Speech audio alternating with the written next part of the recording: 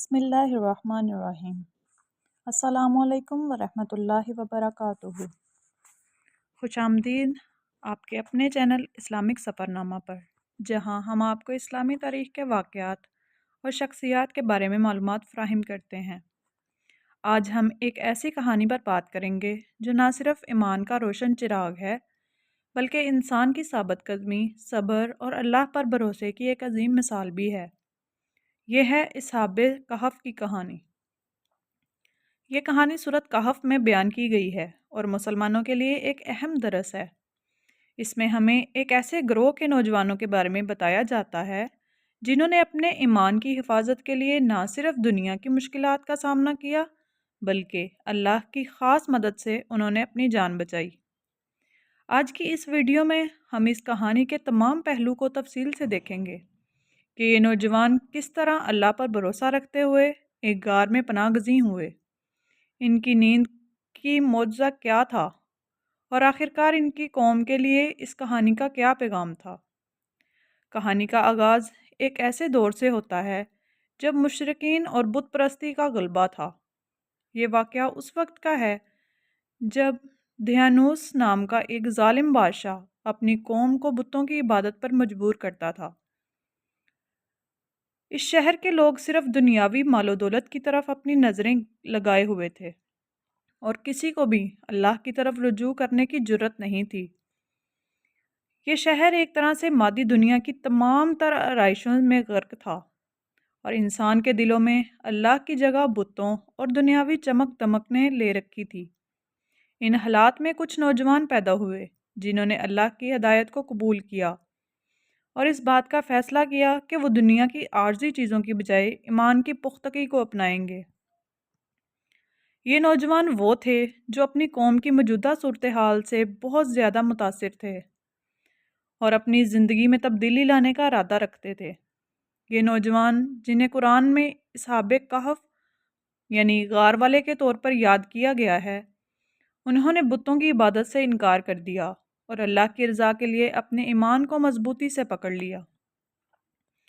ان نوجوان کی تعداد 7 تھی اور ان کے ساتھ ایک کتا بھی تھا جو ان کی پناہ گاہ میں تھا۔ ان نوجوانوں نے فیصلہ کیا کہ وہ اس ظالم بادشاہ کی ظالمانہ حکومت اور مشرکوں کے اثر سے بچنے کے لیے غار میں پناہ لیں گے۔ یہ فیصلہ ان کے ایمان کی پختگی کو ظاہر کرتا ہے کہ وہ دنیا کے مال و دولت کو اس قدر اہم نہیں سمجھتے تھے کہ اپنے ایمان کو قربان کریں۔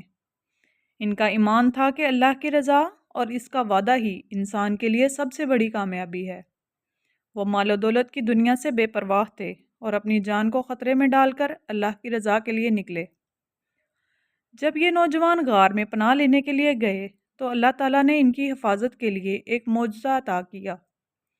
انہوں نے غار میں داخل ہو کر اللہ سے اپنی حفاظت کی دعا کی اور اللہ کی مدد پر بھروسہ کیا۔ اللہ نے ان کے کانوں پر نیند کا پردہ ڈالا اور وہ کئی سال تک سوئے رہے۔ سورۃ کہف کی آیت نمبر 18-11 میں اللہ تعالیٰ فرماتے ہیں، اور ہم نے ان کے کانوں پر غار میں کئی سالوں تک نیند کا پردہ ڈال دیا۔ یہ نیند کی حالت ان کے لیے اللہ کی خاص مدد تھی جو انہیں اس غار میں محفوظ رکھنے کے لیے تھی۔ ان کی نیند ایک معجزہ بن گئی اور ان کے جسم پر کوئی اثر نہیں پڑا۔ ان کے جسم کی حالت بالکل ویسی کی ویسی رہی جیسے وہ ابھی سوئے نہیں تھے۔ اللہ کی مدد سے ان کا جسم محفوظ رہا اور ان کی زندگی کو ایک معجزہ بنا دیا گیا۔ غار میں پناہ لینے سے پہلے ان نوجوانوں کے پاس دنیاوی مال و دولت تھی، لیکن انہوں نے اللہ کی خاطر اور اللہ کی رضا کی خاطر ان سب چیزوں کو چھوڑ دیا۔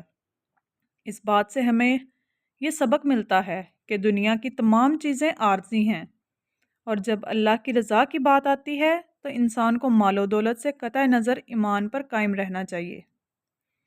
ان نوجوانوں نے دنیا کی آسائشوں اور مال و دولت کو قربان کیا کیونکہ وہ جانتے تھے کہ یہ سب فانی ہے۔ آج کے دور میں جہاں لوگ مال و دولت کی ہرس میں مبتلا ہیں، اصحاب کہف کی کہانی ہمیں یہ سکھاتی ہے کہ مال کا کوئی مستقل فائدہ نہیں اور اللہ کی رضا ہی اصل دولت ہے۔ یہ کہانی اس بات کا واضح پیغام دیتی ہے کہ جب انسان اللہ کے راستے پر چلنے کا ارادہ کرتا ہے تو اللہ اس کے لیے تمام دنیاوی چیزوں کی ضرورت کو پورا کر دیتا ہے۔ ان نوجوانوں نے دنیاوی چیزوں کو چھوڑ کر ایمان کی حفاظت کی اور اللہ نے ان کی حفاظت کی اور ان کے ایمان کو مضبوط کیا۔ جب ان نوجوانوں نے غار میں کئی سال گزارے تو ایک دن ان کی نیند ختم ہوئی۔ جب وہ بیدار ہوئے تو انہیں ایسا لگا کہ وہ صرف چند گھنٹے سوئے ہیں، لیکن حقیقت میں وہ کئی سال تک غار میں سوئے رہے تھے۔ سورۃ کہف کی آیت 19 میں بیان ہے، اور تم ان کے بارے میں سمجھو گے کہ وہ جاگتے ہیں حالانکہ وہ سوئے ہوئے ہیں، اور ہم ان کے دائیں بائیں میں اپنے بازو پھیلا کر رکھتے ہیں، اور ان کا کتا ان کے پاؤں کے پاس بیٹھا ہوا ہے۔ یہ بیداری ایک حیرت انگیز لمحہ تھی، کیونکہ ان نوجوانوں کو نہیں علم تھا کہ کئی سال گزر چکے ہیں۔ ان کی بیداری اللہ کی مدد کا ایک اور نشان تھی۔ جب وہ غار سے باہر نکلے تو انہوں نے دیکھا کہ ان کی قوم میں بڑی تبدیلی آ چکی ہے اور اب اللہ کی عبادت کی جا رہی تھی۔